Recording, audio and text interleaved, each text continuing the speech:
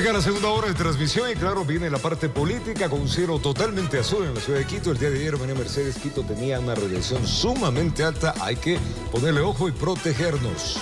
¿Qué tal, Robert, amigos? Saludos a todos quienes se unen a nuestra señal para informarse. Efectivamente, ya va haciendo un poquito de sol y está fuerte también los rayos UV. Tenemos que tener muchísimo cuidado porque esta semana se prevé alta radiación en todo el territorio nacional. Para que tengan una idea, el día de ayer a las 5 de la tarde Quito tenía 23 grados centígrados. O sea, sí, el sol estaba sumamente fuerte y según las autoridades, esta época, pues sin ninguna nube, va a mantenerse largo tiempo. Así que a cuidarnos, salga con energía, póngale buena actitud, desayune rico, que nosotros estamos listos para contarle algunas de las cosillas que ha sucedido a lo largo de estas últimas horas. Es el momento, Robert, de la información política. Amigos, el Pleno del CNE dejó en firme la candidatura presidencial de Javier Herbas. De igual forma, pues decidió sobre la candidatura de la legislatura del exministro Patricio Carrillo. Esto se debe a que en los dos casos fueron rechazadas las objeciones hacia sus postulaciones realizadas por el movimiento Revolución Ciudadana. Fue en la reunión efectuada la noche de este lunes por el Pleno del Consejo Nacional Electoral que se decidió rechazar las observaciones de la candidatura presidencial de Javier Herbas, por lo que el mencionado postulante estará presente en la papeleta de las próximas elecciones. La objeción presentada no demuestra de manera fehaciente que el candidato se encuentre en curso en la inhabilidad determinada en el numeral 9 del artículo 96 del Código de la Democracia, toda vez que el binomio presidencial de la presente organización política cumple con los requisitos establecidos en la Constitución, el Código de la Democracia y la codificación al reglamento para la inscripción y calificación de candidaturas de elección popular. Mi voto a favor del presente informe. Siguiendo con las impugnaciones realizadas por el movimiento Revolución Ciudadana, también se rechazó la interpuesta al exministro Patricio Carrillo, de quien se decía no podía participar en las elecciones de agosto de 2023 por estar impedido de ejercer cargo público.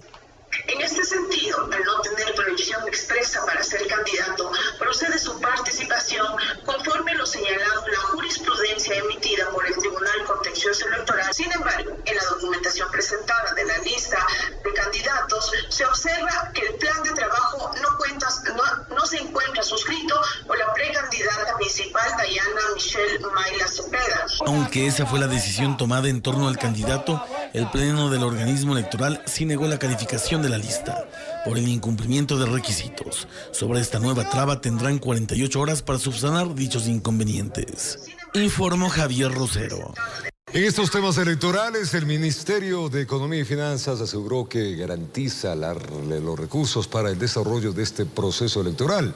Esto luego de que los consejeros, hay que recordar, del CNE advirtieron que por la falta de presupuesto, las elecciones podrían estar en riesgo. 41 millones de dólares es el monto que ha otorgado el Ministerio de Finanzas al CNE para el desarrollo del proceso electoral. La entrega de recursos se da desde el 29 de mayo, según lo asegura la institución en un comunicado. El Ministerio de Finanzas trabaja en conjunto con el CNE para asignar recursos de acuerdo a lo que dictamina la ley y a las reformas que vaya solicitando la entidad. El gobierno de Guillermo Lasso ha demostrado respeto a las instituciones democráticas del Ecuador y, por ello, garantiza la entrega de los recursos necesarios para las elecciones. Pero las elecciones generales y de consulta popular le costarán al país un total de 82 millones de dólares. Es decir, que faltaría el 50% del presupuesto que se necesita para el proceso electoral. Por lo tanto, todas las contrataciones tienen que estar en menos de un mes. Esa es la situación. Sí, el señor ministro dice, nosotros ya hemos hecho un desembolso, sí, pero nosotros necesitamos la totalidad para poder realizar los contratos. La campaña arranca el 8 de agosto y el presupuesto saldrá para la publicidad de candidatos a la presidencia de la República, la Asamblea Nacional y las consultas populares en todo el Ecuador por el Yasuní y en Quito por el Chocó Andino. El sufragio será el próximo 20 de agosto. El consejero José Cabrera ha señalado que todo lleva tiempo, por lo que se requiere del dinero para poder organizar las elecciones. Asegura que las contrataciones se hacen con mínimo un mes de anticipación. De existir demora, no se descarta que el CNE declare en emergencia el proceso electoral, informó Valeria Navarro. Paco Moncayo renunció al cargo de consejero de Seguridad Nacional, mientras que la exasambleísta Ana Belén Cordero y también Guadalupe Llori se suman al gobierno como nuevas funcionarias. El gobierno del presidente Guillermo Lasso atraviesa una nueva reestructura tras la salida de varios funcionarios. Paco Moncayo renunció como consejero de gobierno para la Seguridad Nacional tras permanecer en funciones un poco más de 2 meses, desde el pasado 26 de abril. En su misiva dirigida al primer mandatario, Moncayo recalcó su renuncia al cargo considerando que cumplió con su labor de asesor respecto a nuevos lineamientos en materia de seguridad nacional. Al gabinete se suman mediante decreto ejecutivo la exasambleísta Guadalupe Llori, quien se desempeñará como delegada del presidente para presidir el Consejo de Planificación y Desarrollo de la circunscripción territorial amazónica. También se suma al gobierno de Ecuador Ana Belén Cordero, exlegisladora por el movimiento oficialista Creo, que será a partir de este 19 de junio la nueva secretaria de Política Pública Anticorrupción, puesto ocupado anteriormente por Luis Verde Soto.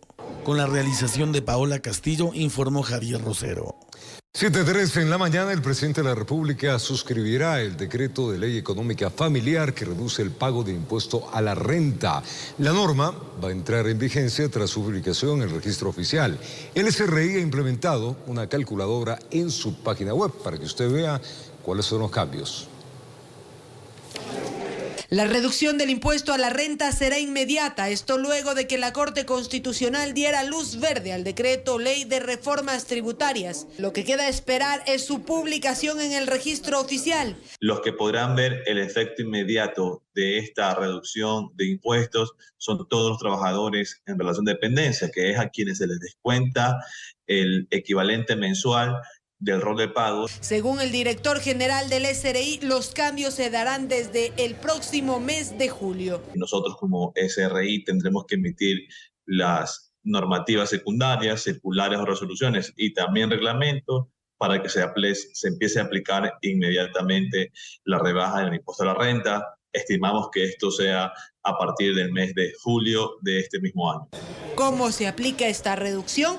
La nueva propuesta aprobada por el presidente Guillermo Lasso, este tope de gastos deducibles pasa aproximadamente hasta $15.300 al año, lo que te da un descuento o una rebaja en el impuesto de la renta de aproximadamente $3.000, es decir, de hasta $3.000. El SRI ha dispuesto una calculadora en su página web www.sri.gov.es.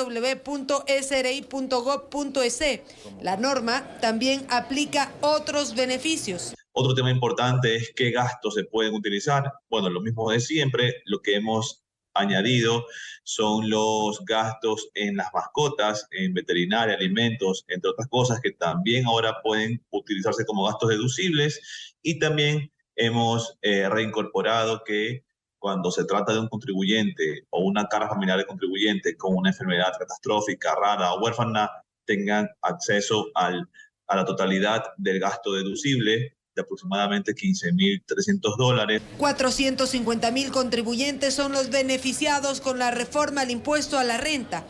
Por otro lado, el IVA del 12% a los espectáculos públicos se aplicará a partir del mes de julio, mientras que el RIMPE y el impuesto a pronósticos deportivos tendrán efecto desde enero 2024, informó Valeria Navarro.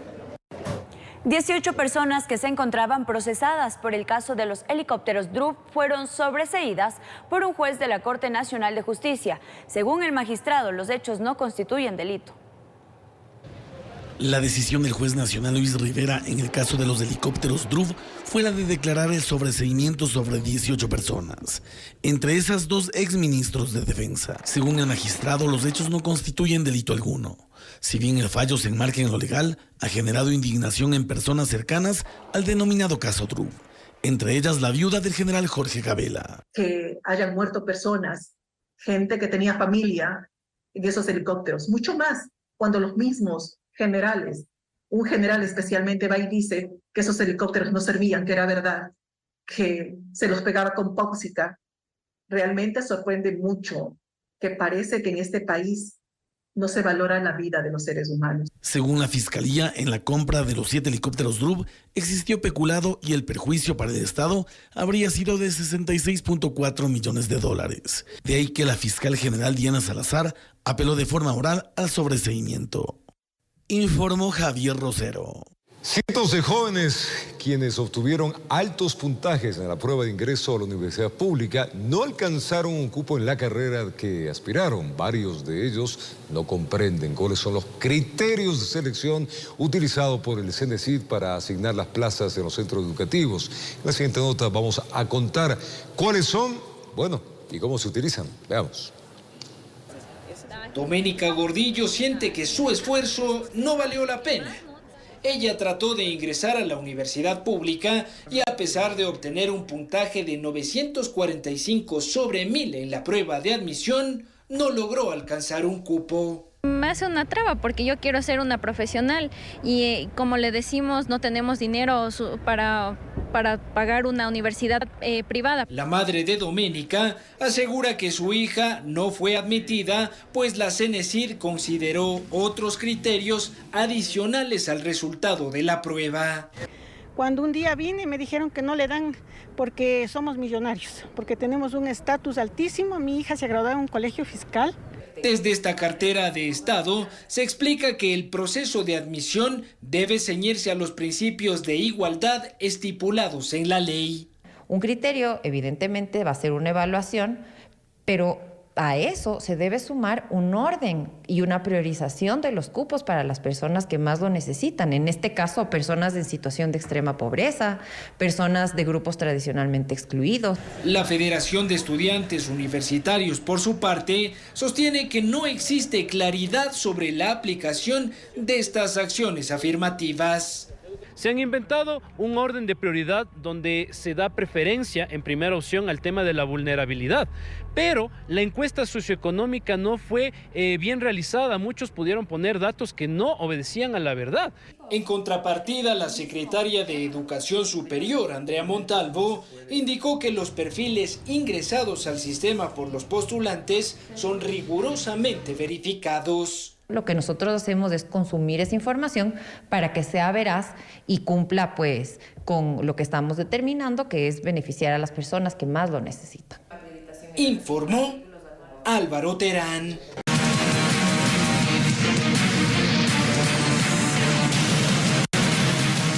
Esto es realmente preocupante. En el norte-centro de Quito, dentro de una unidad de Ecovía, un hombre murió tras ser agredido por un pillo. Por un pillo, al parecer, el móvil de este sinvergüenza era robar el celular. Veamos. Al ciudadano lo mataron dentro de una unidad de la Ecovía. Así es, tal como lo escucha. Allí, en ese transporte público, en el que se movilizan miles de personas diariamente, fue asesinado un hombre. Al parecer con un arma blanca. Entonces el otro saca el cuchillo, yo me quedé frío porque sacó el cuchillo y le clava la puñalada aquí en la parte. Entonces el señor, imagínese, ha estado yendo al trabajo, pues.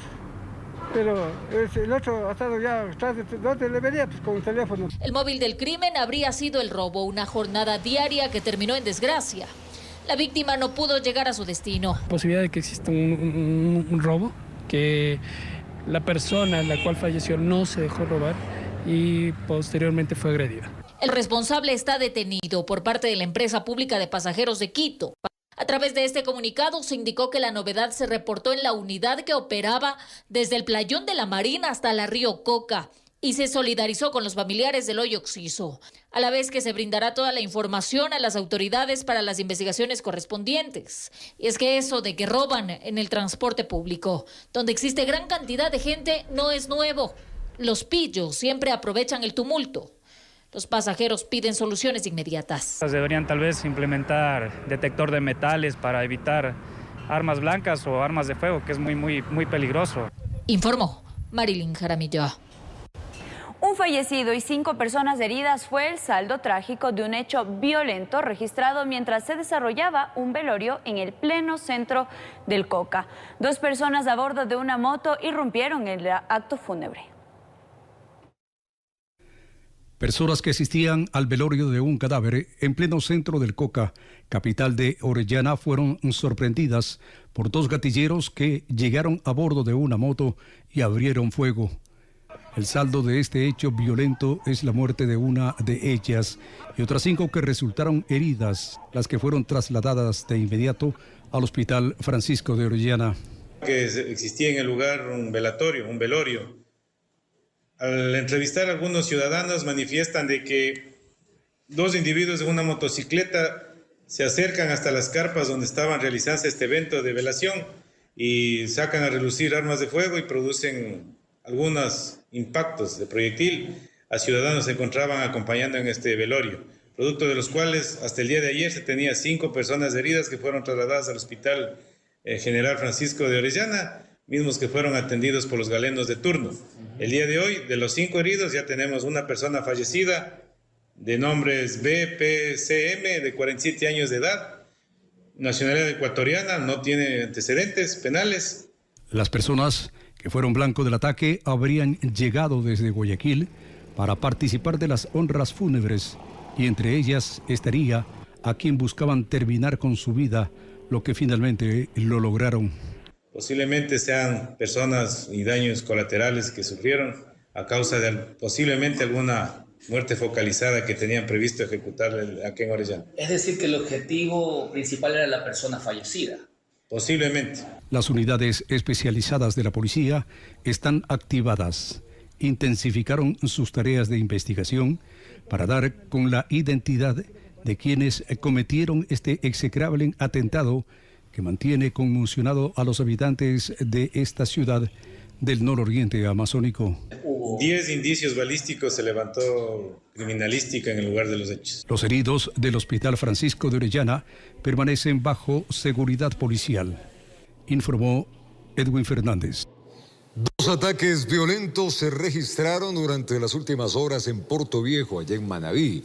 En un caso, un hombre murió luego de ser baleado en la cabeza por sicarios en la ciudadela San Cristóbal. Este hecho ocurrió cuando la víctima conversaba en la calle con otros ciudadanos. Lamentable. Los sicarios que llegaron a esta esquina de la calle Gabriela Mistral, en Puerto Viejo, tuvieron tiempo para ensañarse con una de las víctimas, pues la gran mayoría de los disparos los recibió en su cabeza. 3 ciudadanos se encontraban aquí en esta esquina de la calle Gabriela Mistral. Ha habido un vehículo color plomo con varios sujetos, los cuales realizan varias detonaciones en contra de la humanidad de estas personas. Fallece el ciudadano Brian Daniel Rodríguez Romero, de 28 años de edad, y asimismo un ciudadano herido en su pierna derecha. En la escena del crimen, los uniformados levantaron alrededor de 13 indicios balísticos. Aquí en primera instancia la comunidad no dio datos. Sin embargo, los hechos violentos no se limitaron a la calle Mistral. En el sector de El Florón 4, Pablo Sánchez moría tras ser ejecutado por sicarios en plena vía. Los cadáveres de los hombres fueron llevados hasta el centro forense de Manta. La policía espera esclarecer estos crímenes. Ambos sucedieron en menos de 6 horas, informó Eric Zambrano. 3 personas fueron asesinadas al estilo sicariato en 2 cantones de la provincia del Oro.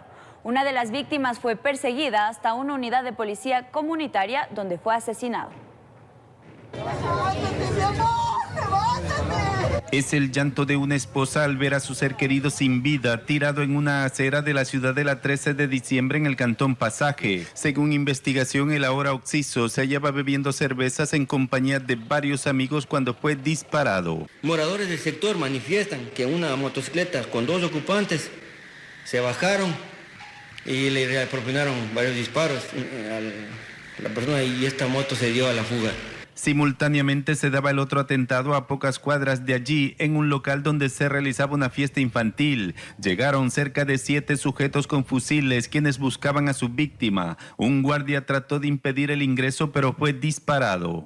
El guardia, al ver que ingresan los 7 individuos fuertemente armados, él también hace uso de su arma. Por eso inmediatamente se procede un forcejeo de cruce de balas y Los crímenes se registraron la noche del pasado domingo 18 de junio. No pasaban las 24 horas y se registraba otro asesinato, esta vez en Machala, donde una persona quien era perseguido por sicarios intentó refugiarse en este cuartel de policía. Pero al momento de que se baja del vehículo, los otros antisociales justo en la esquina proceden a disparar en contra de él. El atentado dejó daños en la puerta de ingreso y destrucción de cristales. Al momento que se registró el crimen, solo había un policía en esta unidad, por lo que no se pudo dar captura a los antisociales, quienes huyeron en una moto y un vehículo. La persona asesinada registraba 5 procesos judiciales, entre ellos por microtráfico. Informó Richard Ceballos. La Policía Nacional, a través de la Unidad de Antinarcóticos en el Oro, procedió al decomiso de más de media tonelada de cocaína. El cargamento iba en el doble fondo de un contenedor que estaba en los patios del puerto marítimo. En el doble fondo de este contenedor fueron hallados 567 paquetes tipo ladrillos que estaban camuflados y adheridos a la estructura metálica, que contenían una sustancia blanquecina que luego de las pruebas de campo arrojaron un resultado preliminar positivo para cocaína, con un peso bruto de 618.030 gramos aproximadamente. El operativo, denominado Tiza, se ejecutó en los patios del puerto marítimo Gilport. Fueron agentes de varias unidades antinarcóticos quienes ejecutaron la operación. Se tuvo conocimiento que una célula narcodelictiva que estaría operando en la provincia del Oro, específicamente en el cantón Machala, habrían contaminado un contenedor en el cual se encontraba dentro de los patios del puerto marítimo de la ciudad de Machala. El cargamento tenía como destino el puerto marítimo de Amberes en Bélgica. El costo de la droga puesta en ese país asciende a más de $30 millones. Que estas bandas narcodelictivas utilizan el puerto de acá de la provincia del Oro para enviar la droga. Los paquetes tenían 2 logotipos que, según el jefe de policía, identifican a la organización a quien pertenece. En esta operación no hubo detenidos, informó Richard Ceballos. 3 policías embestidos fue lo que la autoridad de seguridad confirmó durante la noche del domingo en el festejo del Día del Padre. Los policías heridos están recuperándose en una casa de salud del norte de Guayaquil.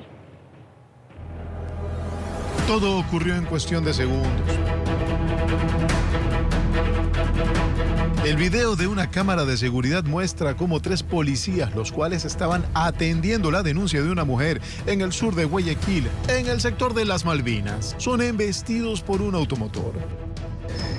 Al mismo momento son alertados por una ciudadana, los cuales llamaron la atención a los servidores policiales. En esos instantes que estaban realizando esa colaboración a la ciudadana, se observa que un vehículo a velocidad les impacta a los 3 servidores policiales, los mismos que se encontraban en las motocicletas. Según lo que explicaba la autoridad de seguridad, el conductor implicado en este hecho se le realizaron las pruebas correspondientes. Hubo resultados.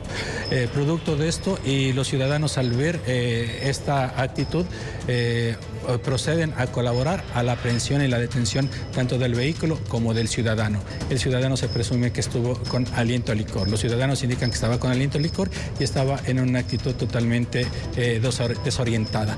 De su parte, también se hace la valoración respecto al estado de salud de los gendarmes embestidos. El video de la cámara de seguridad de la zona quedó como evidencia de lo que ocurrió. Cabe recalcar que nuestros 3 servidores policiales, 2 cabos segundos y un policía, fueron trasladados inmediatamente al Hospital de la Policía Nacional, donde los galenos de turno indicaron ese momento que se encontraban estables, y obviamente hoy en la mañana también tuvimos la oportunidad de contactarnos con los galenos y dicen que se encuentran estables, están haciendo exámenes correspondientes para descartar cualquier novedad internamente en la salud de ellos. Informó Julio César Saona. Vamos a contarle ahora 6 personas fallecidas, entre ellas un menor de edad y varias heridas, entre las que figura una mujer embarazada. Fue el resultado de un brutal ataque registrado en el sector del Guasmo, allá en el sur de Guayaquil. Los habitantes de este sector lograron grabar parte del ataque. Esto ocurrió a una cuadra de una unidad policial.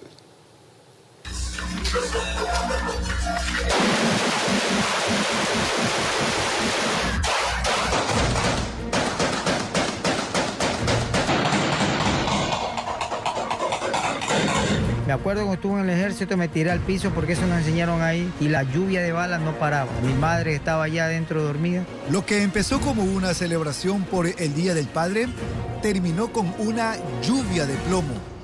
Es lo que mencionan los testigos del hecho, registrado la medianoche de este domingo. La balacera ocurrió en este callejón, donde se encontraban reunidas un grupo de aproximadamente 20 personas. Hasta el sitio llegó un escuadrón de sicarios a bordo de vehículos e hicieron uso de pistolas y fusiles. Y allá entraron disparando y acá apareció otro carro. A lo que la gente corrió para acá, acá los cogieron a todos.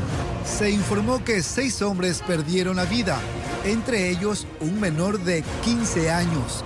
En tanto, 8 personas más quedaron heridas, entre las que figuran un niño de 10 años, 2 adolescentes y una mujer embarazada. Además, se conoció que entre las víctimas mortales se encuentra un chofer de ambulancia del Cuerpo de Bomberos de Guayaquil. ¿Hablamos de un ataque selectivo o han disparado indiscriminadamente? Ellos tienen ya enfocados sus blancos, pero prácticamente al ver una algarabía, bastantes personas de ellos llegan y matan a los que son y a los que no son. El ataque ocurrió en la cooperativa 25 de enero, sector del Guasmo Norte, en Guayaquil. A escasos 100 metros está ubicada una unidad de policía comunitaria, donde, según los habitantes de la zona, no se encontraban los uniformados al momento del hecho. Todos sabemos que existen inclusive innumerables alertas de información de que quieren atacar nuestras instalaciones. Nosotros también como Policía Nacional tenemos que poner a buen recaudo a nuestros servidores policiales. Más resultados se obtiene poniendo en circulación también nuestros servidores policiales. La policía levantó 45 casquillos, 5.56 y 2.23, que corresponden a fusiles. Además, 90 indicios balísticos calibre 9 milímetros. En total, se hallaron 135 restos de balas que impactaron en viviendas y un vehículo del sector. Informó Jorge Salazar. Un choque entre un auto particular y un bus interprovincial dejó una persona fallecida en la vía Ambato-Quito. Testigos del accidente indicaron que el exceso de velocidad y la impericia del conductor del vehículo liviano fueron los causantes de este fatal siniestro de tránsito. Las autopistas de Tungurahua se han convertido en un extenso cementerio. Las vías están repletas de cruces y de lágrimas a causa de los numerosos siniestros de tránsito que ocurren en estos kilómetros.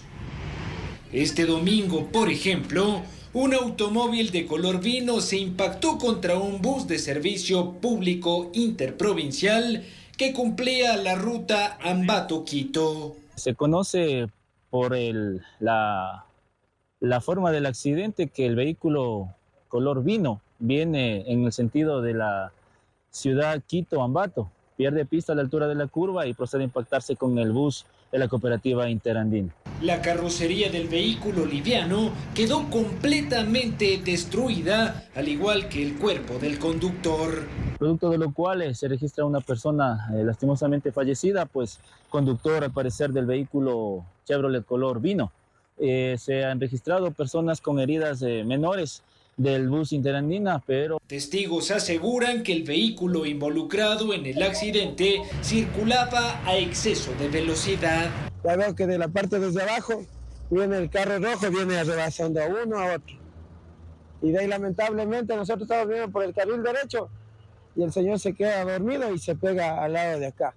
En lo que va del año se han registrado 7.140 siniestros de tránsito en la provincia de Tungurahua, los cuales han dejado 437 fallecidos, la cifra más alta de los últimos 5 años. Informó Álvaro Terán. Un volcamiento en la vía Guaranda Echendía. Lamentablemente otra vida cobró un ciudadano. El vehículo pues cayó 200 metros al abismo. Las labores de extracción del cuerpo duraron varias horas debido a la complejidad de la geografía que tiene esa zona. Qué lamentable. Veamos. Un accidente de tránsito tipo volcamiento se produjo en la vía Guaranda-Guanujo-Echandía, en el sector Iyubí. Como resultado de este lamentable acontecimiento, una persona de sexo masculino perdió la vida. Al momento se encuentra un cadáver en el sitio, ningún otro occiso. Paciente, bueno, el occiso ya sin signos vitales, más o menos de unos 40 a 45 años. El afectado conducía un automóvil color rojo, mismo que descendió aproximadamente 200 metros desde la calzada hacia el abismo. Al momento de descender los compañeros, al inmediato procedieron a ver el perímetro de seguridad y por ende el barrido de todo el sector donde que podemos observar hasta el río. Entonces ellos hicieron todo debido barrido para descartar de pronto a alguna otra víctima por el puede estar en el mundo. Al llegar el personal del Ministerio de Salud Pública del Ecuador, solo confirmaron el fallecimiento. Por tal motivo, personal del Cuerpo de Bomberos de Guaranda realizó labores de rescate del cadáver, mismo que fue expulsado del vehículo debido a la magnitud de la caída. Rescatar a las víctimas, ya sea con signos vitales o sin signos vitales. Esa es nuestra labor y de acuerdo a nuestro protocolo de procedimiento de seguridad. Con la ayuda de cuerdas y demás elementos, iniciaron la extracción del ciudadano. Fue necesaria la colaboración de los moradores de la zona para ejecutar esta acción. Esperar que llegue el señor fiscal para que procedamos a... más que todo necesitamos la autorización para proceder a extraer al señor. Los motivos de este fatal accidente ya serán analizados por personal del SIAT y revelados con el pasar de los días. Desde Guaranda, informó Andy Calero.